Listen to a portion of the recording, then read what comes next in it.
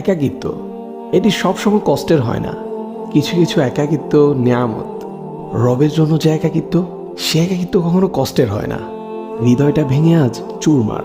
কোথাও কোনো আশার আলো নেই, চারদিকে ঘুটঘুটে অন্ধকার। কোথাও কেউ নেই। জায়নামাজে বসে অশ্রু ঝরাচ্ছি, সে অশ্রু এসে সান্ত্বনা দিচ্ছে। হে ব্যথিত হৃদয়, কষ্ট পেও না, তোমার রব সব দেখছেন। মনের ভিতর জমিয়ে রাখা এক সমুদ্র পরিমাণ কষ্ট, যা কেউ কোনোদিন বুঝেনি, বুঝার চেষ্টাও করেনি। সে কষ্টের কথা তোমার রব তো জানেন।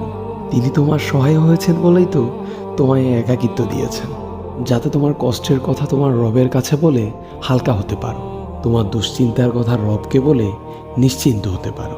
হে ব্যথিত হৃদয়, তুমি কি জানো না তোমার রব যে অসম্ভবকে সেকেন্ডের মধ্যেই সম্ভব করতে পারেন? তাহলে একাকিত্বকে তুমি কেন ভয় পাও? যে একাকিত্ব তোমায় বারবার রবের দিকে নিয়ে যায়, রবকে স্মরণ করিয়ে দেয়। হে ব্যথিত হৃদয়, কষ্ট পেও না, শীঘ্রই তোমার রব তোমাকে এত দিবেন যে তুমি সন্তুষ্ট হয়ে যাবে। ফি আমানিল্লাহ। আবারও আমাদের একতরফা কথা হবে নতুন কোনো ভিডিওতে। ভালো থাকবেন। আসসালামু আলাইকুম রহমতুল্লাহ।